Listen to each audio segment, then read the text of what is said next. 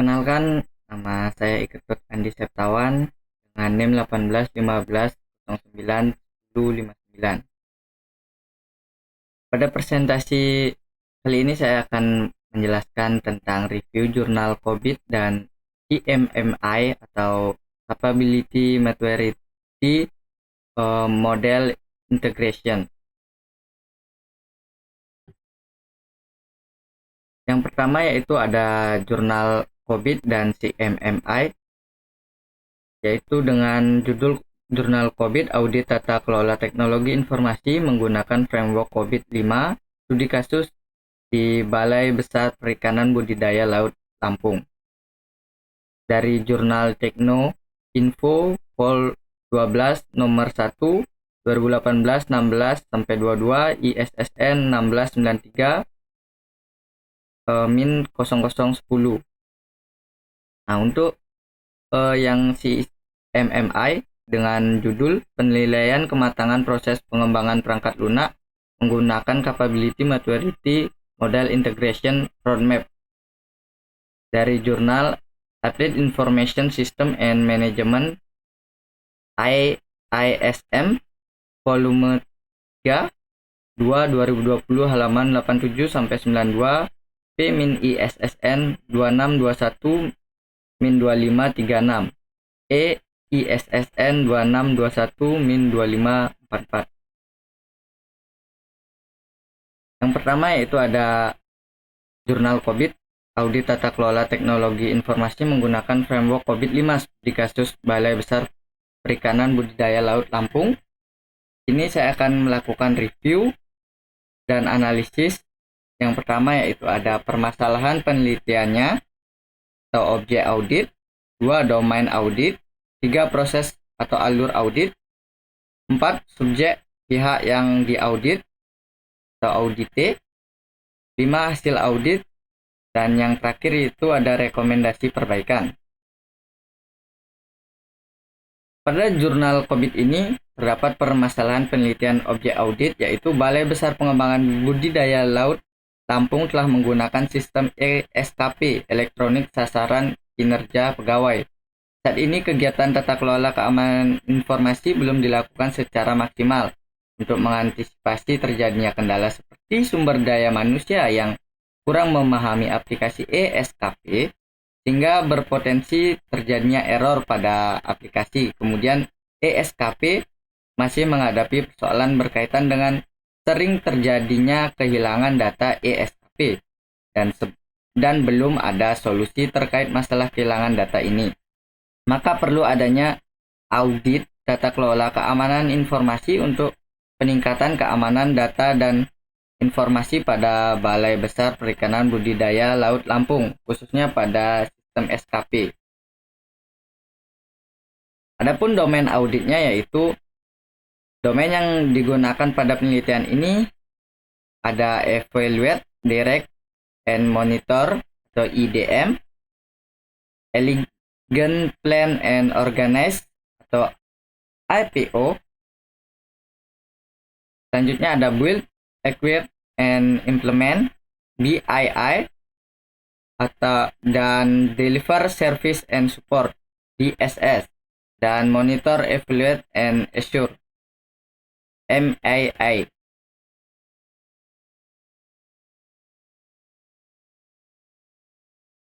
Adapun proses atau alur audit dari jurnal COVID ini yaitu identifikasi masalah, pengumpulan data, analisis data. Di analisis data ini yang pertama analisis tingkat kematangan saat ini. Analisis yang dilakukan pada tahap ini adalah untuk menilai tingkat kematangan tata kelola teknologi informasi saat ini. Akan tersedia jawaban dengan nilai 0 sampai dengan 5. Yang kedua ada analisis tingkat kematangan yang diharapkan. Yang ketiga ada analisis kesenjangan atau gap. Keempat ada pengumpulan bukti. Pada tahap ini penelitian melakukan pengumpulan bukti untuk menunjukkan adanya kekurangan di dalam sistem ESKP. Pengumpulan bukti ini dilakukan dengan bantuan tools audit yaitu Nessus 6.1 dan tools testing adalah Apex Gmeter. Yang kelima ada identifikasi domain dan proses COVID-5 berdasarkan IT-related goals.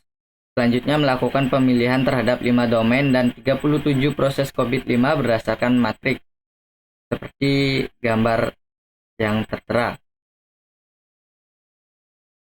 Nah, dari matriks tersebut dapat disimpulkan domain proses COVID-5 yang akan digunakan seperti gambar yang tertera, itu ada dari 1 sampai 15, dari APO 10 dan sampai MEA 003 dengan keterangan pada gambar. Adapun subjek atau pihak yang diaudit atau audite, subjek pihak yang diaudit pada penelitian ini yaitu Balai Besar Pengembangan Budidaya Laut Lampung pada sistem ESKP elektronik sasaran kinerja pegawai.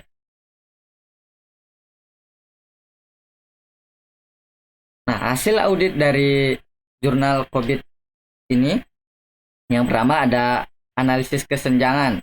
Hasil evaluasi menunjukkan adanya permasalahan pada proses pengamanan sistem informasi terutama pada sistem ESKP yaitu pada IDM 03. Masalah pada bagian ini adalah Balai Besar Perikanan Budidaya Laut Lampung belum secara rutin melakukan pembahasan mengenai permasalahan-permasalahan yang terjadi.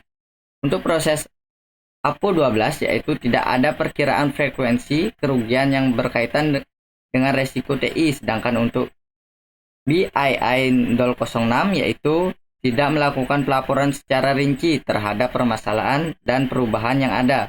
Permasalahan pada APO 13 yaitu user ESKP saat ini dipegang oleh 2 orang yang memiliki hak akses penuh terhadap sistem ESKP.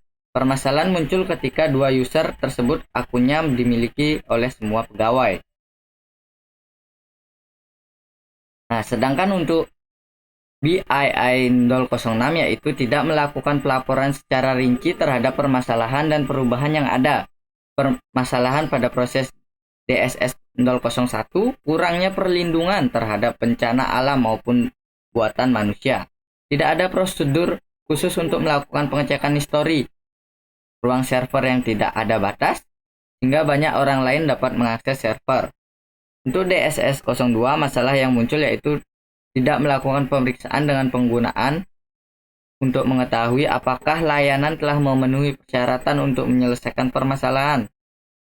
Nah, untuk DSS 03, masalah yang dihadapi adalah belum memantau dampak berkelanjutan dari masalah kesalahan yang dikenal pada layanan, dan pada DSS 05 adalah belum melakukan filter seperti email dan download untuk melindungi informasi yang tidak diminta, misalnya spyware, phishing, email.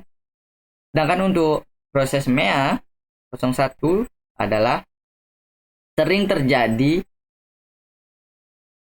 tidak melakukan pelacakan terhadap permasalahan yang terjadi, sehingga ketika masalah terulang perlu melakukan prosedur baru untuk menyelesaikan permasalahan. Dan untuk proses MEA 02 adalah belum pernah melakukan audit baik itu secara internal maupun secara eksternal mengenai aplikasi SKP ini.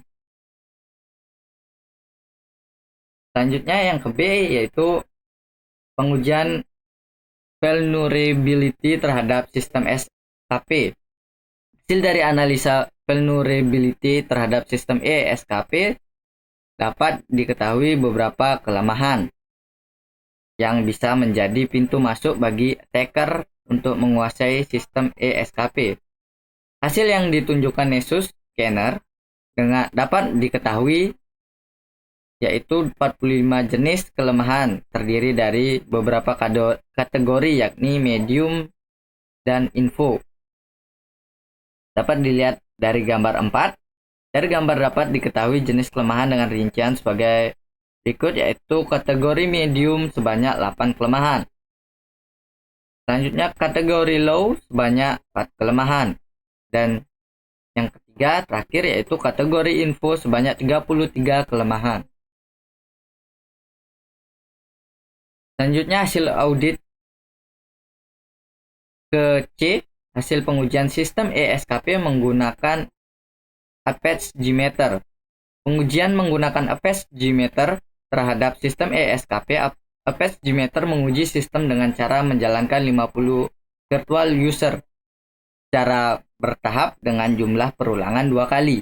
Dalam tes ini didapat throughput server prestasi kerja.kkp.go.id adalah 102.366 per menit. Artinya server prestasi kerja.kkp.go.id dapat menangani permintaan 122.366 per menit. Deviasi prestasi kerja.kkp.go.id adalah 3.781 dibandingkan dengan deviasi server Google yaitu 577 dengan nilai deviasi 3.781 yang besar, maka dapat disimpulkan performa sistem SKP kurang baik dan perlu ditingkatkan kembali. Hasil tersebut diperoleh dari 50 sampel user dengan rata-rata waktu respon yang dibutuhkan untuk mengakses sistem ESKP adalah 797 ms. Waktu respon yang paling cepat adalah 429 ms dan waktu respon paling lama adalah 5.715 ms. Error yang ditemukan pada testing ini yaitu 0%. Adapun rekomendasi perbaikan dari jurnal COVID ini yaitu Balai Besar Perikanan Budidaya Laut Lampung sebaiknya menerapkan rekomendasi yang telah diberikan penulis untuk meningkatkan sistem keamanan terutama dalam pengamanan aset data dan informasi aplikasi ESKP. Yang kedua, mempersiapkan SDM yang memadai, melakukan pelatihan atau kursus mencakup bidang yang menggunakan teknologi informasi, memberikan pelatihan dalam pengelolaan risiko. Dan yang ketiga, mempersiapkan fasilitas yang memadai untuk pengamanan data seperti membuat ruang khusus, pembatasan hak akses ruang, dan melakukan pemeriksaan secara rutin terhadap kemungkinan risiko-risiko yang muncul. Yang keempat yaitu melakukan penambahan bandwidth dan melakukan solusi-solusi yang direkomendasikan oleh aplikasi Nessus Scanner.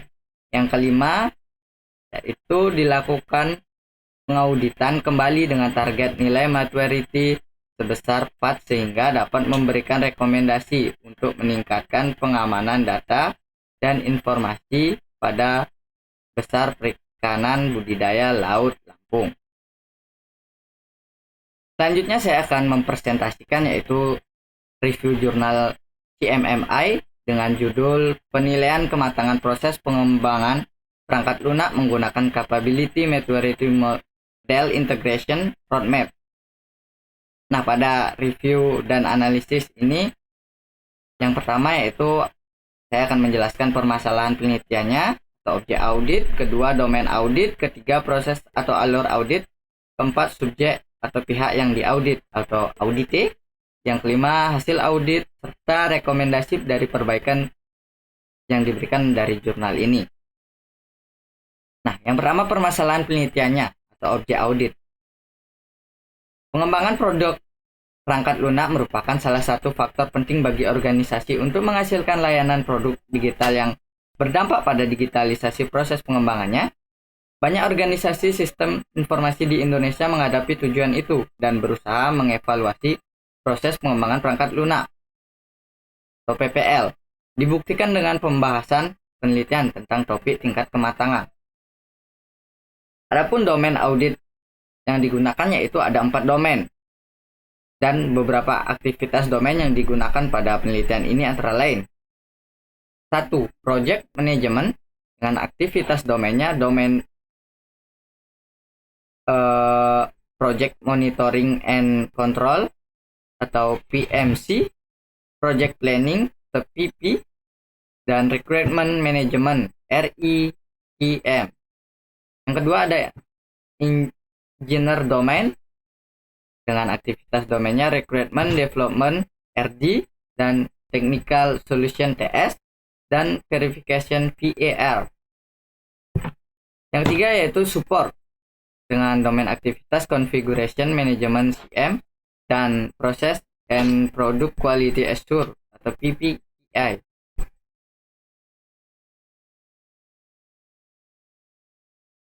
Selanjutnya ada proses atau alur auditnya. Yang pertama yaitu pengumpulan data, yang kedua tahap exploratory, yang ketiga analisis spesifikasi praktis dan proses PPL organisasi, yang keempat penilaian tingkat kematangan pada CMMI roadmap, kelima ada analisis kesenjangan proses area, dan keenam ada tahap improving.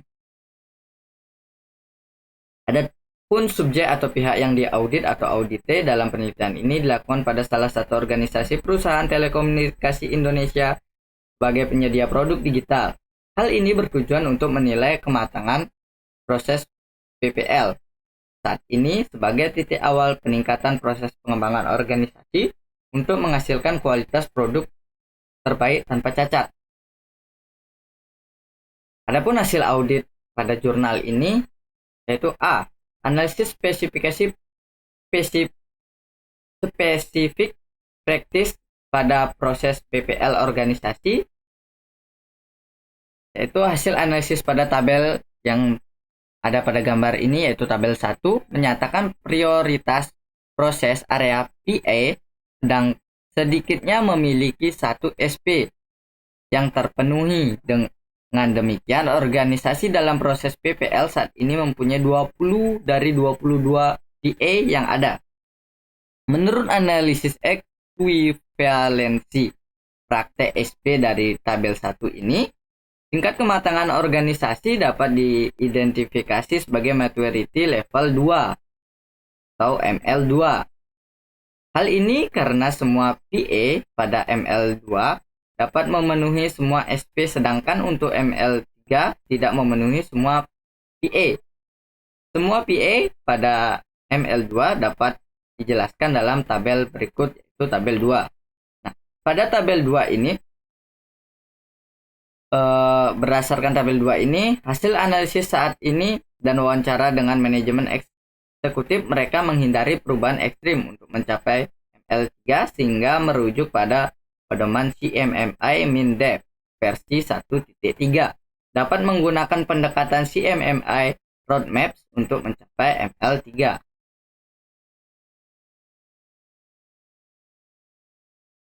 Nah, pada tabel 3 ini terdapat 3 PA. Pada yang ke B yaitu penilaian tingkat kematangan pada CMMI. Dapat dilihat pada tabel 3, terdapat 3 PA yang tidak memenuhi semua SP, yaitu Recruitment Development RD, Technical Solution TS, dan Verification VAR. Tabel 4 di bawah ini dapat menggambarkan persentase kesenjangan yang harus dicapai untuk SP saat ini sesuai dengan CMMI roadmap. Dapat dilihat pada gambar, yaitu paling bawah ada tabel 4 analisis kesenjangan gap CMMI roadmap.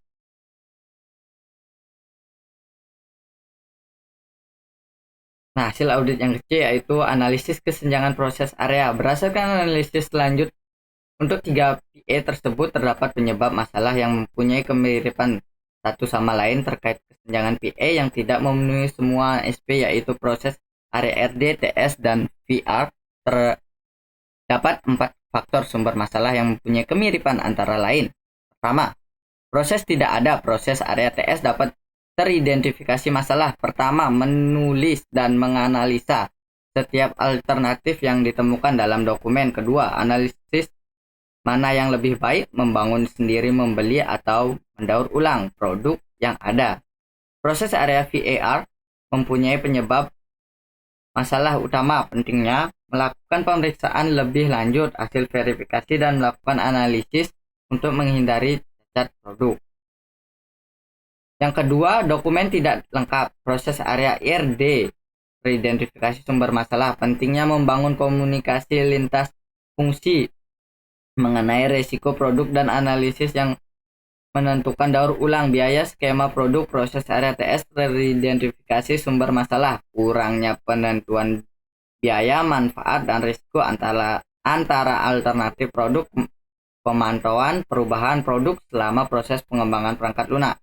Proses area VR teridentifikasi sumber masalah, tidak ada pengembangan analisis pada hasil pengujian untuk menghindari cacat produk. 3. Tidak tercakup dalam sistem pendukung. Proses area RD teridentifikasi sumber masalah, mendefinisikan laporan produk dalam sistem pendukung yang dipakai saat ini untuk analisis kebutuhan dan risiko terhadap pengembangan produk. Proses area TS teridentifikasi sumber masalah, laporan produk diperlukan dalam sistem pendukung untuk analisis solusi alternatif dan membuat keputusan untuk daur ulang atau membuat pengembangan produk baru. Proses area VAR teridentifikasi sumber masalah, kebutuhan untuk menganalisis hasil pengujian produk pada sistem pendukung untuk memastikan kualitas produk. Nah, yang keempat yaitu ada sumber daya, kurang pengetahuan. Proses area RD teridentifikasi sumber masalah. Pertama, lemahnya kolaborasi dengan tim lain yang relevan untuk koordinasi kegiatan pengembangan yang dibutuhkan. 2. Penting untuk menganalisis kebutuhan biaya, skema, produk, risiko pengembangan perangkat lunak. Proses area TS teridentifikasi sumber masalah. Pertama, melakukan analisis alternatif untuk memberikan solusi bagi pelanggan. Kedua, melakukan analisis produk yang ada untuk keputusan rekayasa ulang atau membangun kembali pengembangan produk. Nah, yang selanjutnya yaitu rekomendasi perbaikan dari jurnal ini, yaitu berdasarkan pengumpulan data dan hasil penelitian dalam pendekatan CMMI Roadmap. Untuk mencapai CMMI Lab ML3, setiap praktek harus dilaksanakan secara menyeluruh. Hal ini dapat dilakukan dengan tujuan agar tidak ada kesenjangan atau gap cara praktik yang dilakukan dalam organisasi. Berikut ini adalah usulan rekomendasi dari solusi terhadap sumber masalah. Yang pertama, proses tidak ada dapat dilakukan dengan membuat dan mengembangkan standar operasi baru untuk setiap tahap proses PPL, mendistribusikan standar baru ke semua tim dan menjadi tanggung jawab mengenai apa yang perlu dilakukan. Kedua, rekomendasi pada masalah ini yaitu pertama, menerapkan peer programming atau melakukan sharing knowledge, pelatihan formal. Oleh karena itu, jika organisasi melakukan semua rekomendasi tersebut, maka hal itu akan memperoleh beberapa manfaat terkait peningkatan PPL. Baik, terima kasih atas waktu yang sudah diberikan. Saya ucapkan terima kasih. Cukup sekian review 2 jurnal COVID dan CMMI dari saya.